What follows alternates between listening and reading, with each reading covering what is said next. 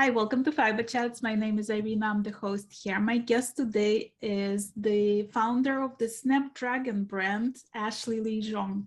Hi, Ashley. Hello. Well, So nice to meet you. thank you. I stumbled on your Instagram account and it was such a fun, colorful account that it like immediately caught my eye. And I was like, I want to talk to Ashley and get to know you. Um, Tell me a little bit, like, how did you start? When did you start? Oh gosh, it feels like I've been crocheting for basically forever. Technically, I started when I was around 7. My mom taught me to do it with just some yarn we had around, and I just took to it. You know, different kids take to different things. She just saw that I had that kind of concentration, and I was very drawn to those kind of meticulous little tasks. So, right from being a very little kid like that, I've just been crocheting away ever since. You remember like some of your first projects, what you made? Oh, yeah, like my very, very first actual finished object was a little tiny scrappy blanket for my beanie babies. I still have a bunch of beanie babies. I don't have that blanket anymore, unfortunately. But yeah, that's my very first. Then I feel like I spent the rest of my childhood kind of noodling around more than making any project. Like I always remember crocheting as a kid, but I don't really remember like completing projects until I was like in high school and college. Well, like when you crochet now, is it more about, are you a process crocheter or project crocheter? Like, is it important for you to get to that final project, or do you enjoy the process so much that you don't care what's gonna come off your hook? Hmm. Within the last couple of months, well, I keep telling people I only started putting out patterns last summer.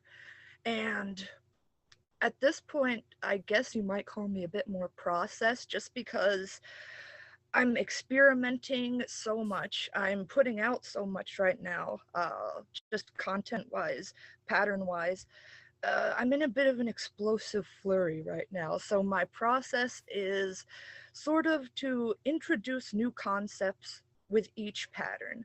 So, like with this pattern, I just did Daisy Hood, and I've figured out how to use my Ribbon Candy Crochet to make sculpted three-dimensional shapes, but all just with my Ribbon Candy technique back and forth, back and forth.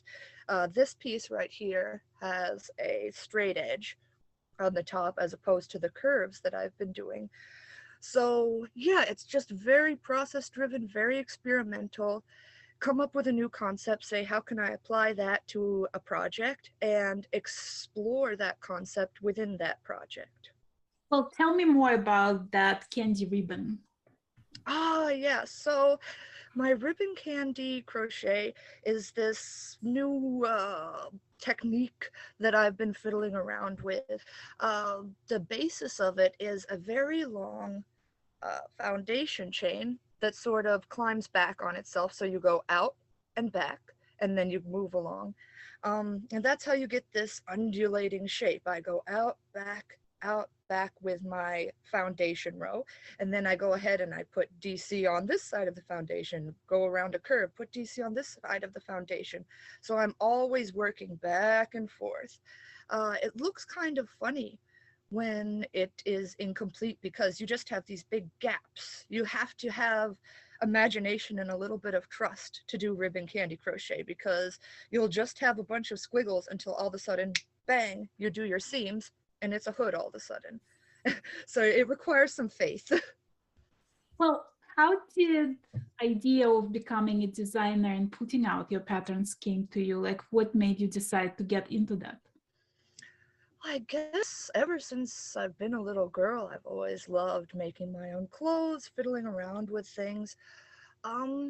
Before the internet, we didn't have much access to the patterns and things we have now. You can get everything now, but when I was just noodling around as a kid, I was just me, yarn, hook.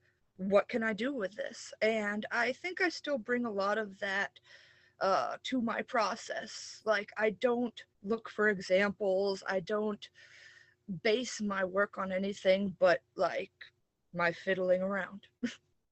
Yeah. Well, like, so when the ideas pop in your head, right? Is that based on colors, shapes? Like, where do you get them? Honestly, right now, it's a little bit more about structure.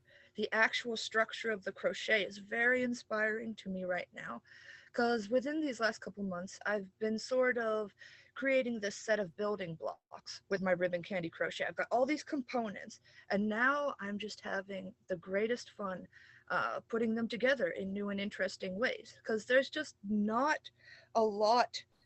I haven't been able to find anything like what I'm doing right now, so I'm just exploding with all of my thoughts. Like, okay, this doesn't exist yet, so here you go.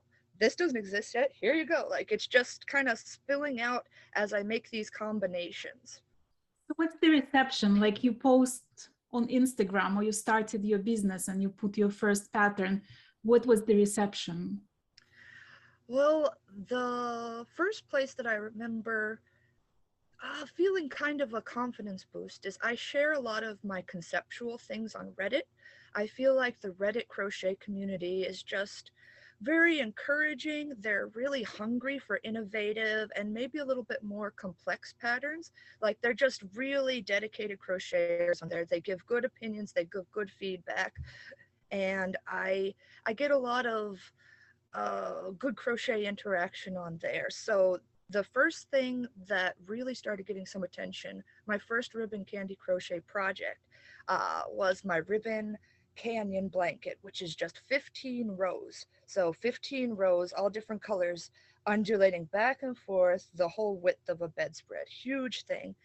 And I just put up, I think I invented a new blanket. And the response was phenomenal. Like, it was really helpful to reach out to that huge community and be like, have you ever seen anything like this? Did I invent something? And they were like, yeah, I think you did. So that was hugely exciting. The bump of confidence I got from that really helped me to pursue releasing a pattern, because I'd been too nervous to actually put anything out by myself until then. Well, like when you posted that first pattern, published that first pattern, was it nerve-wracking for you to like think how you're gonna write the pattern, like what to explain, what, especially since it's like all brand new and doesn't exist? Yeah, well, like I said, my knowledge has kind of been doubling every couple of weeks because I just have to learn so much. Like, I'm not a graphic designer, but all of a sudden, like you said, I had this new concept. How do I teach people? I've got to come up with all new resources to do that. So I've got to figure out how to build all of these figures that are just in my head in like a Photoshop sort of program. And so I came up with the concept for my blanket. I figured out how the heck I was going to write it out. And as people interacted with it, and as I got better at testing and receiving feedback and things, I built the resources around the concept. And that has sort of acted as a guide for all of my later patterns. And consequently, because I know what it takes to put out a pattern now, I can start planning ahead and sort of help myself with these resources as well. I can make the resources for myself on the computer and say, okay, this is how I need to do this. So it's all kind of feeding on itself now. Like, because I'm working on this over here, because I gained this skill, I can do this. And now I understand that if I do this first in my design process, I can skip this step later. It's becoming quite holistic, my process. Was it difficult to find your first testers? More so to find information about testing, like how do you run a smart test? How do you communicate with people? And at the time, I was working with a friend to do this, and we just sort of came to the conclusion, you talk to people, so find a way you like to talk to people. I personally use Facebook. You need a way to interact with them, and then the way you run the group is how you would run any club or interactive space. Uh, there weren't a lot of resources out there, so we just kind of figured it out on our own. And I've come to really, really enjoy my testing group just as a social outlet. Like, we had such a nice time when we were doing the cowls and the daisy hood, and I'm putting out a wall hanging. We did that last month, and it was just such a lovely time. Well, who makes your ideal tester? Like, what are you looking for in testers? Hmm. Well, because these are volunteer people, I am very loose with what I ask of people. Like, I don't have specific yarns going into it. I have a timeline, but I try and be flexible and supportive to people. So the perfect tester for me is, it's got nothing to do with skill or ability or anything. Someone who will unashamedly give feedback. I know sometimes women especially can have trouble saying, hey, there's something funny here, or I don't like this. I like very honest, straightforward people. Like anything, you have to grow to learn how to accept feedback in a constructive way.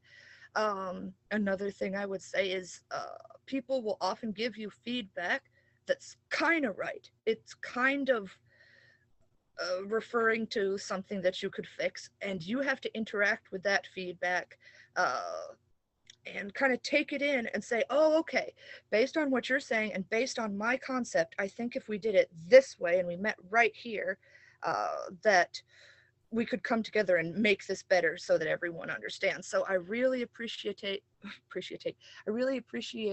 good feedback. I really appreciate people who are kind of looking for a social outlet, because I want it to be a fun experience. And aside from that, yeah, like, come to have fun, come to be honest. I can take it and I find it helpful. And let's make some cool crochet together.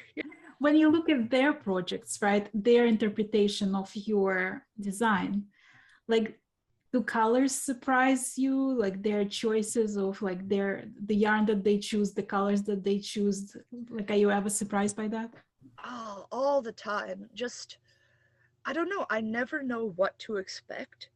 Uh, Even though I've had really good experiences every time I've tested so far, there's always that nerve of the first day, like, nobody's gonna do it and everyone hates it and my pattern is incomprehensible.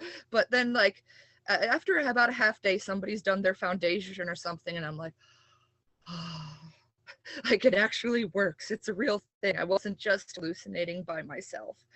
When you look back at your first designs, right, like you said that you progressively learning with every design, like what to write, how to write, like how to prepare that pattern, and you look at your like first ones, do you ever go like, oh my god, what was I thinking to even put myself out there? Are you proud of the fact that you put yourself out there? Well, I've been very selective about the patterns I release, just because, I've been crocheting forever. So you fiddle around, you make something, you say, oh, maybe other people would like to do that. But I guess I was kind of holding out until I came up with something that I considered innovative myself. Like, I wanted to innovate. I wanted to bring my own techniques. I just wanted something modern and bold and graphic. And I just wasn't seeing that yet. So I had to come up with what I wanted, and it took a lot of work, but yeah. But when you look at other designers right out there, when you scroll through Instagram, would something just plain classic design would ever catch your eye, or are you always like going for something funky, unexpected, unseen? I think I'm kind of always hungry for newness, which is kind of ironic considering, like, my granny square obsession. That was kind of what reinvigorated all of that crochet post-college. I just fell into an absolute granny square obsession.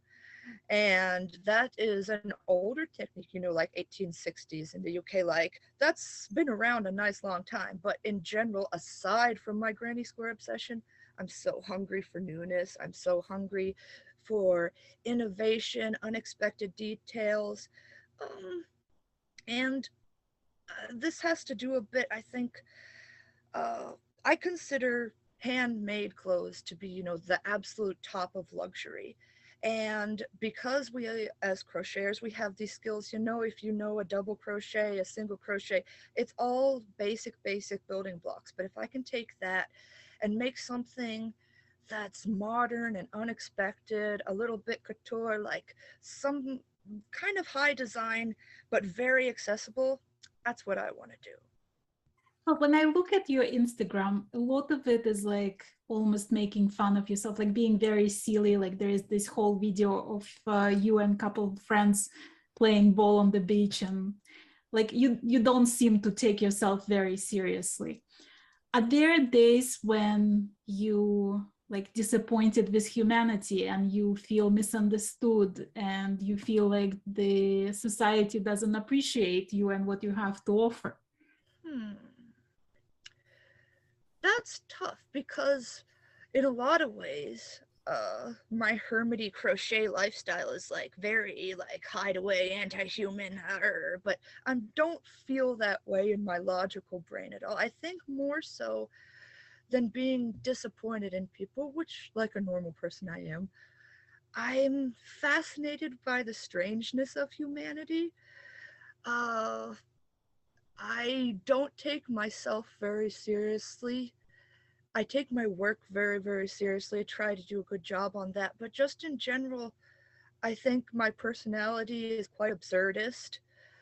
I want to treat people well and live well, but there's a lot of things that a lot of people care about that just do not concern me at all. Like, I don't know. I'm just a kind of easygoing person in a complicated world, and my crochet and my goofing around and my granny squares, they help to make it all better, because otherwise I would be all cranky and hiding away and doing my little crochet. So it keeps me my jolly self. Do you wear your things that you crochet?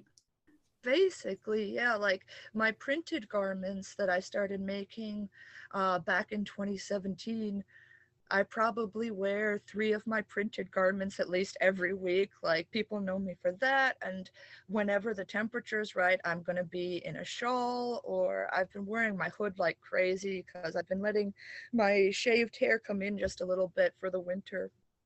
Um, it's for me just to be able to have these colors around me, to be able to have what I consider like a superior garment. I'm so claustrophobic in like a winter coat or something. So to be able to just put on one of my giant shawls and go out into the snow, like, that's luxury for me. I really enjoy that. Like I said, like, I think that handmade clothes are the height of luxury. And if we can have such incredible garments for ourselves for just the price of the wool and some of your time, like, gosh, I don't think there's anything better than that. Well, talking of luxury, what's your relationship with yarn? Like, how do you pick what yarn you're gonna use for your items? Oh, it's really, really just dependent on what I'm going to make.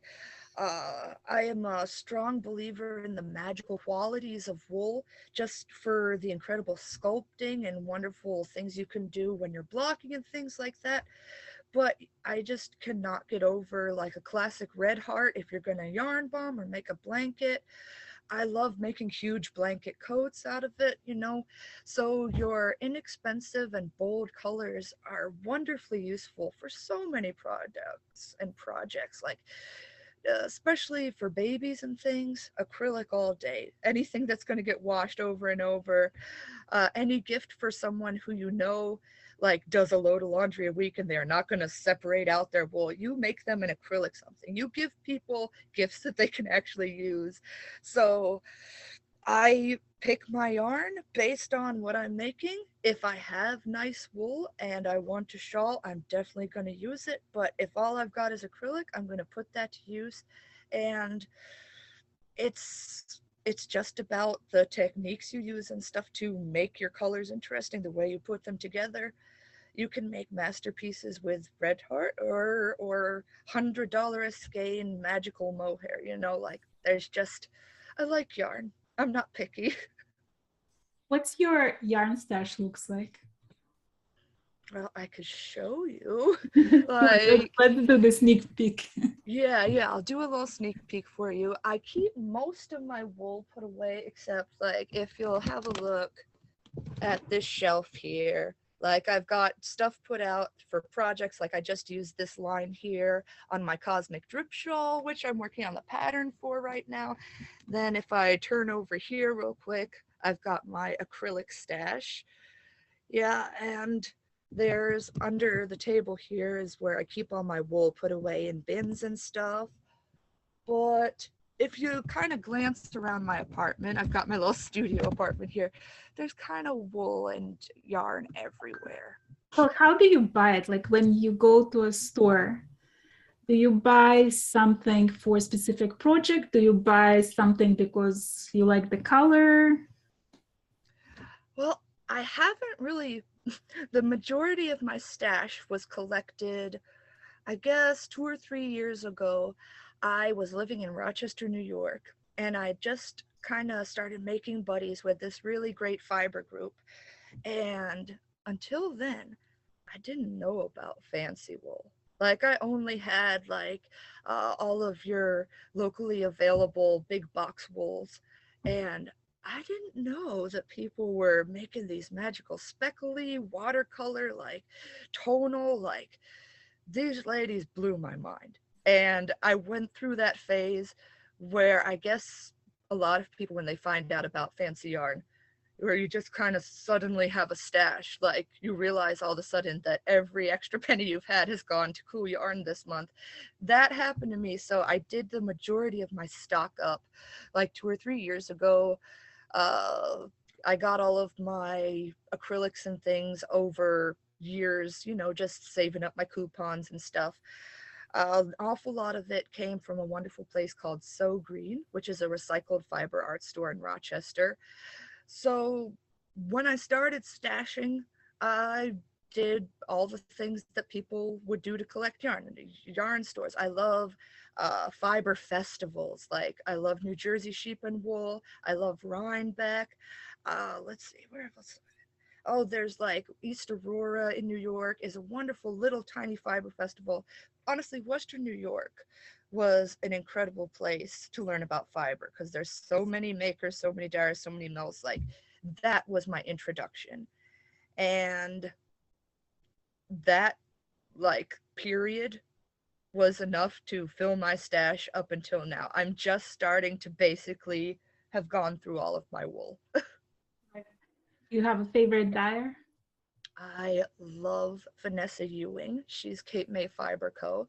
I grew up in southern New Jersey, about 15 minutes out of Philadelphia, and she grew up in the Cape May area, and she makes all of these truly, truly inspired colorways that reflect the sea and the marsh and the bay, just all of these wonderful oceanic, nautical inspired colorways. And she started getting into some of my more neon-y things as well. Like she's just a really interesting dyer just for her variety, for her color combinations. I love her so much.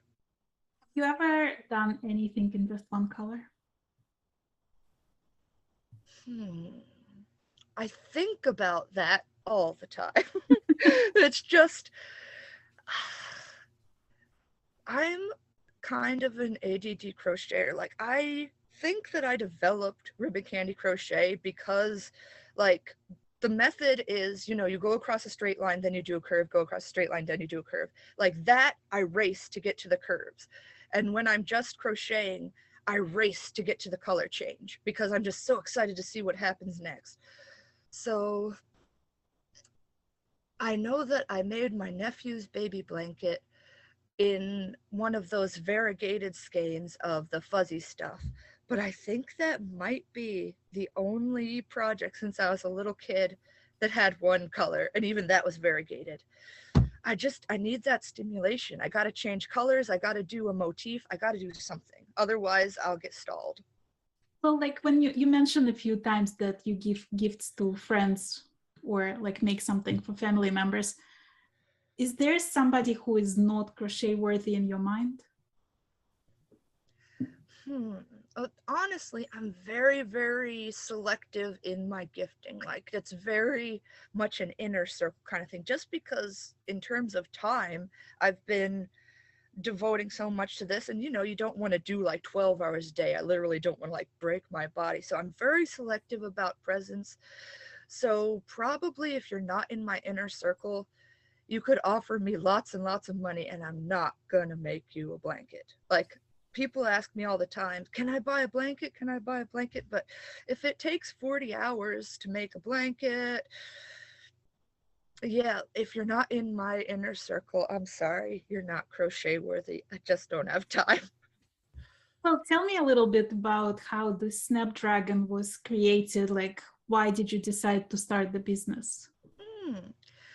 Well, Snapdragon has been around in some iterations since I was in high school. Like back when I was in high school is when the big Etsy craze started blowing up. Everybody telling me, "Oh, have you heard about this place where people sell handmade and all of this stuff?" And that was like a huge deal for me.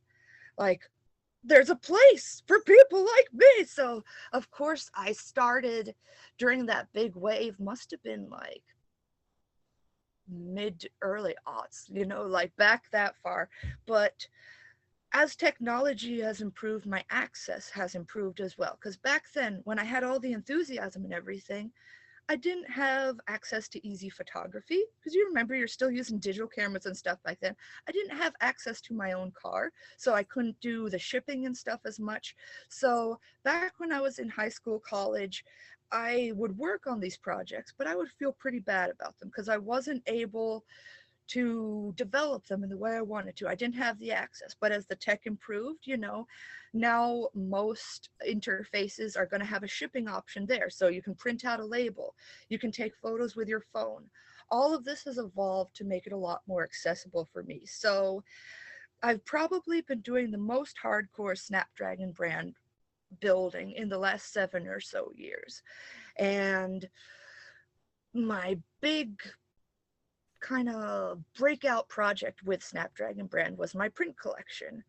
And that was just me taking photographs of my granny squares and things, turning that into digital prints, and creating the garments.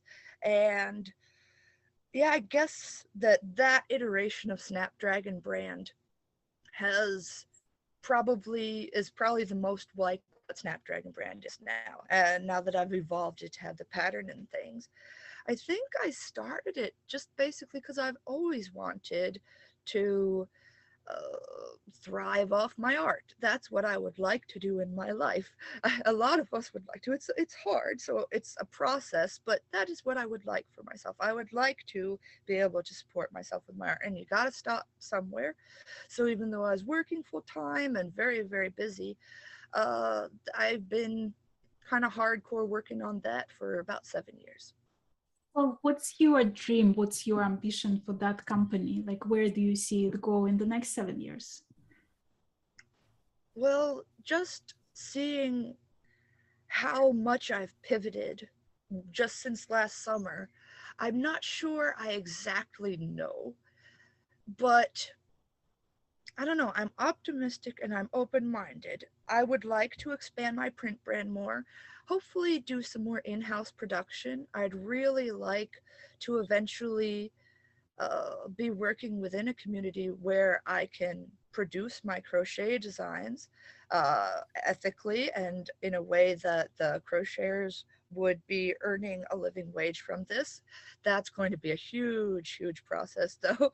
I would very much like to put out some books eventually. I've been making these collections for the last couple months, but I think that it would be a really nice resource to have all of my ribbon candy things organized into a book, and kind of putting them in order of difficulty so people can just kind of learn the whole process without any particular lot of stress at any point. Like the steps are so smooth that you don't even feel it, and all of a sudden you just know ribbon candy crochet. Like that sort of reset source is something I'm very excited to work on at some point.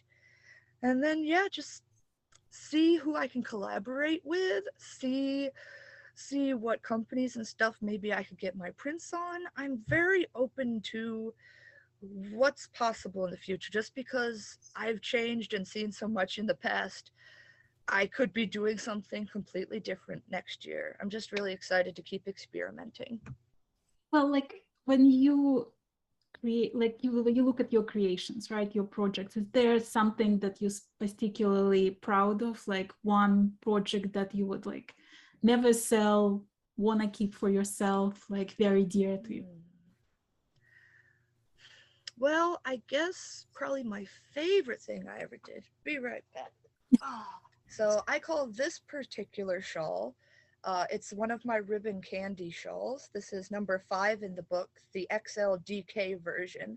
This this particular shawl, I call it my soul shawl because it just has all my absolutely favorite skeins that I've been hoarding for the last couple of years during that big uh, fancy wool shopping spree I had for a few years there. It's just all my favorites. I love this kind of, what would you call this? Like sort of a mustardy. Right, yeah. Yeah, and I liked using very similar tones next to each other here so that you could actually see the difference between them. Because I always feel like if you put similar tones right up next to each other, that's kind of the only time you can see the difference. If you spread them out in a project, they're going to look the same. So I love that technique here, those similar tones together. Then I've got these huge contrasts here, some really unusual variegated skeins and things. Yeah, this one has to be sort of my all-time favorite, never sell it, bury me in it kind of project. Well, I have a question about that specific show. Like how planned was it? Like all the changes of colors. Do you first like draw it on paper and like organize it in your mind, or is it picking up colors as you go? Well, it starts with shopping from my stash, like just in general, what interests me, because a lot of these ones in the center, they don't go together at all. So sitting there in the pile, I was like, wow, this is kind of a wild combination. But my general plan, it was based somewhat on the volumes of yarn because some of these were partial skeins and all. So you'll see I usually split the skein at the top of a curve. So you'll see the colors only change there. Uh, you'll see that some of the center colors come out further. It was like I believe with this one, I just didn't have a ton of the marigold that I was going to use in the same row, so this one had to start sooner. Some of it's based on supply. The general idea is I wanted it to kind of be interwoven, the central colorful motif with the marigold. So yeah, I didn't draw it out or anything. I picked out all of the wools, I laid them out in a line, and when it came time for the actual row itself, I probably made the decision mostly within the row. So does it make it impossible to write a pattern for something like this? Like, do you have to sit there and figure out what exactly did I do here? It's because my process has been growing and changing so much in the last few months, it's become sort of a combination. Like at this point now, I'm writing out sort of basic patterns. Like this is enough information for me to make a blanket now. So I have that. But maybe if I don't know exactly how I want a border to be, or something like that, I'll write out the pattern for the body of the project, and then I'll just do the border. Just do it how I would do it, and then I'll write it down from there. So it's all becoming quite interwoven part of my process. Just sort of following the process and writing it down either in one big chunk afterwards or in a chart or something. Do you ever see people repeating your exact color choices and like just making exact copy of what you make in the pattern? Is that even possible? Well, this one would be very hard because there's some smaller companies and stuff in Western New York, some really unique stuff. But I have been meaning to actually write up a little blog post, and I'll have that hopefully next week. A little blog post about where I've been pulling all of these varied yarns because, it's all sorts of companies. Just so that people have the info. I don't think someone could make this, but, like this one is all one company. Tough stuff when you collect vintage because like this is vintage, I have to find an alternative for people. Yeah, so if I shopped from my stash, it's going to be very hard because I just pull from everywhere, small designers, thrift store, secondhand, people's stashes. You know, if you're someone who does this, at some point someone's going to come to you with trash bags of wool and be like, want this? Yeah, so that's a toughie. Well, I mean, do you see it like as your role as a designer to like enable others to experiment with what they have on hand, like with those trash bags of yarn? Like, do you put it in your pattern, just open your stash and see what you have there and play with those colors? I I have, because the people have asked. People really like to have the colors written out that you use. So I have given that to people, but I do very much encourage people to shop from their stash. I always put out my new patterns on Instagram and I'm like, this would be perfect to just pull whatever you've got on the shelf today, because, you know, like something like this. If you have one random bulky and two things of DK, all of a sudden you've got like a really cool project. And I think that my patterns in particular lend themselves to sort of wild color combinations, because you want that contrast to be able to see the way the ribbons undulate. You want cool color effects. And I feel most creative when I'm working with what I've got. What's available to me? How can I turn it into something new? So I do very much encourage that. I'll give people the helping hand they need with color suggestions, but go for it, man. Even with my testers, like, use acrylic, try it out. Use cotton, try it out. Have fun. Who is your audience? Like, are you ever surprised by who are the people who are making your stuff? You know, it's kind of fresh, my audience, in terms of patterns. I'm still kind of figuring that out, because crochet, you know, it's a really accessible craft. All you need is a hook and your yarn. That's all you need.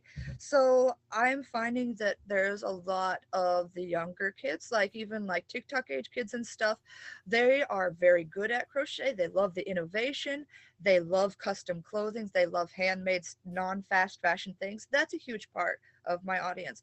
But of course, your handicrafts have traditionally been enjoyed by older people, retired people, and things. That's a huge part of my audience. I'm not really sure, other than crocheters, who likes me, because I see very young people, I see older people.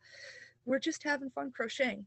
And as far as taste goes, there doesn't seem to be a difference there. I meet a lot of real groovy older people who dress like rainbows and all exciting things, and I meet some very put together young people who like the technicality of crochet. Yeah. Well, what social media is for you? Like, what's your relationship with it? I was very lucky in Rochester to meet lots and lots of crafty fiber people who were knitting and crocheting and embroidering. That was a really special community up there. You know, they've got the long winters, people enjoy socializing in restaurants and coffee shops and things, and just a really good little art community up there. But before that, I mean, none of my friends crocheted, or just here and there, but it wasn't like I didn't really have anyone in my life to talk to about it. So Instagram became a really important home for me. I've made so many real true fiber friends there. Even before I started putting out patterns, people saw what I was doing. They would mail me boxes of granny squares and stuff like that. Just overall, a really, really positive interactions on Instagram. That was my first real place. My favorite place to share crochet probably is Reddit, just because it is such a vocal and active community. Sometimes I've found Facebook to be kind of a rough place.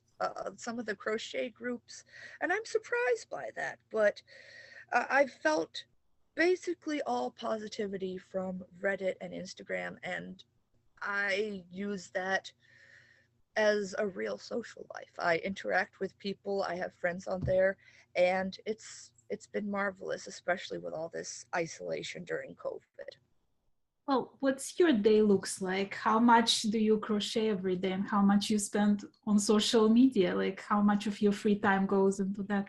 The social media, because I have all of these posts and things prepared that I've stockpiled on the weekends, I try to spend an hour or so on social media. I always want to answer every comment, every message. I check it a lot, but I don't just like hang out on social media a lot for fun. I try not to crochet for more than like 3 hours a day, but it's more, I'm more likely to have like a crochet binge. Like, I'm more likely to have a crochet day where I just wake up, start crocheting, and like die. Like a Sunday would be an excellent crochet day. Uh, yeah, I'm kind of a binger in a lot of ways. Yeah.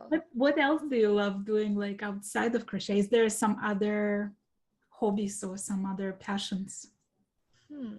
Well, I guess just in general, I like making things. I like doing things. I don't know, I guess since the pandemic started, we've all been inside so much.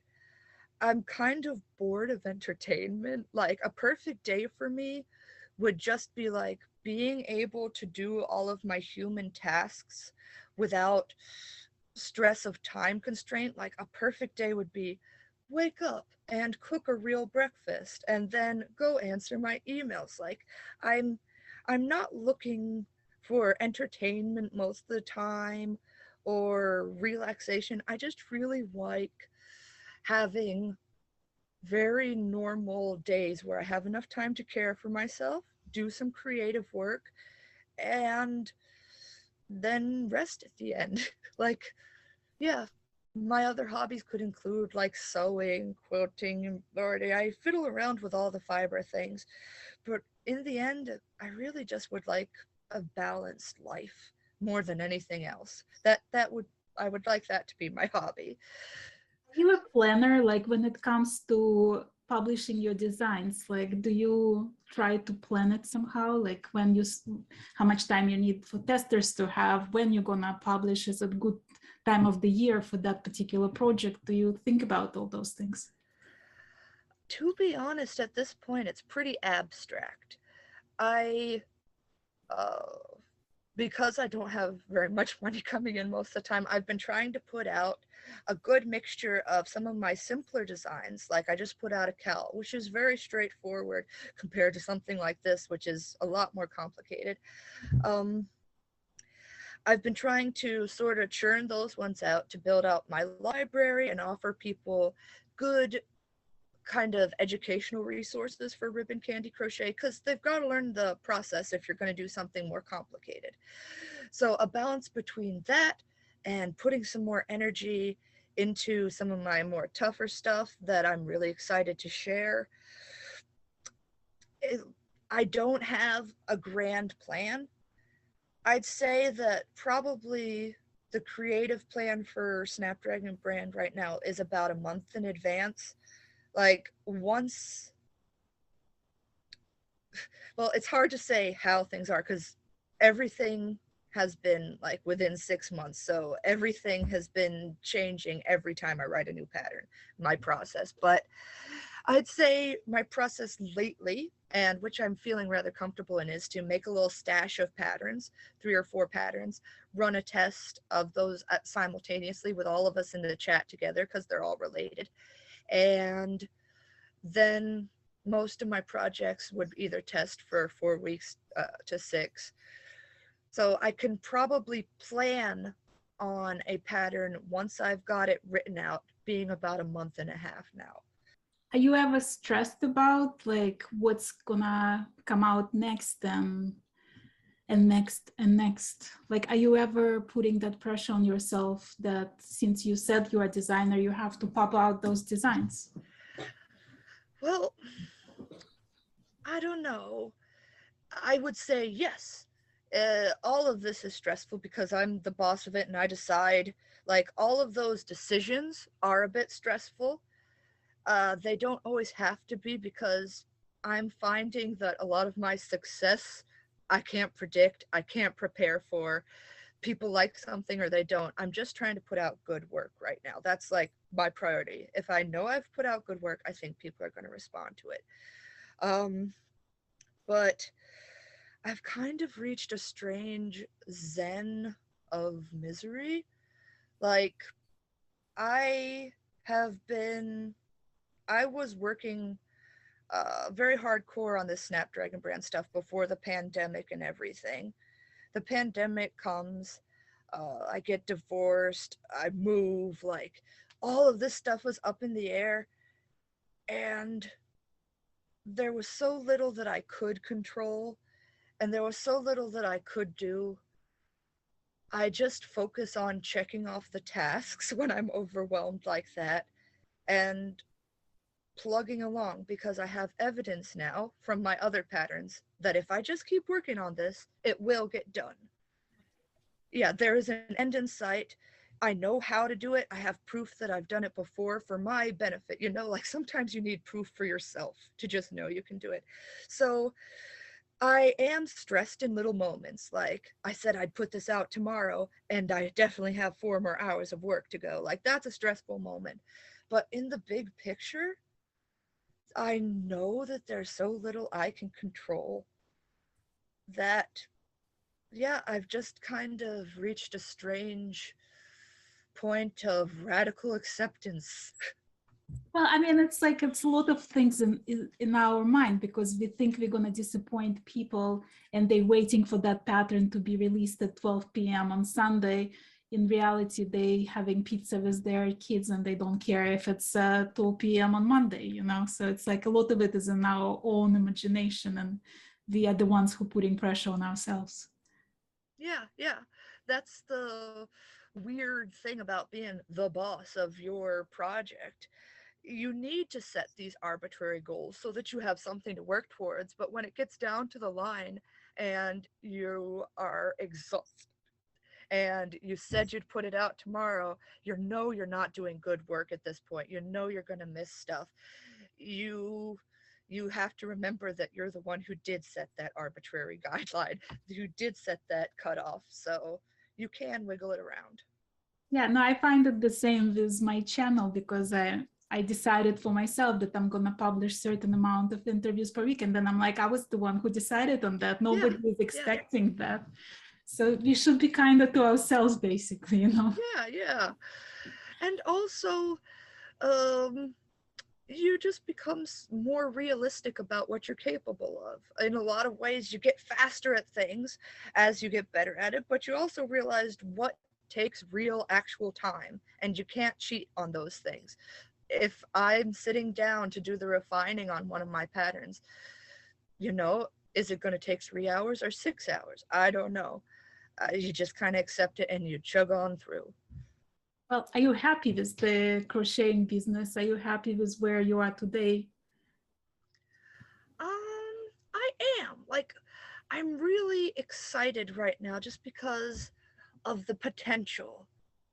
With these building blocks that I've created, I know I can make any shape. I know that I can expand infinitely so far as layers of colors and things. I'm just really excited about what's possible. I know that for my own success and comfort, I need to grow.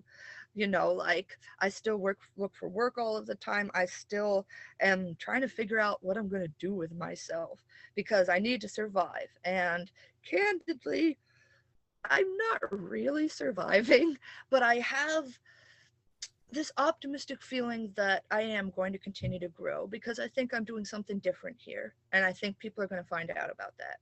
I'm sure. I hope this interview will bring some new traffic to your company. Thank you so much. I'd love getting to know you, because I mean, I feel like you really stand out and you're really a unique artist. And I hope that people find about you and, you know, appreciate what you're bringing. Oh, thank you so much. I'm really excited to see people's interpretation of my work. If you are working on something I'm doing right now, please tag me on Instagram or get my attention on Reddit. I'm Snapdragon Brand on everything. I'm just in a wonderful flurry of creativity right now, and I'm so excited about what's going on. Well, I'm gonna put all the links to you also under the description of this video. So hopefully that's gonna help people to find you on all different platforms. Oh, thank you. Thank you so much, Ashley. Thank you for being a guest of my channel. I really enjoyed getting to know you. This was really lovely. Thank you.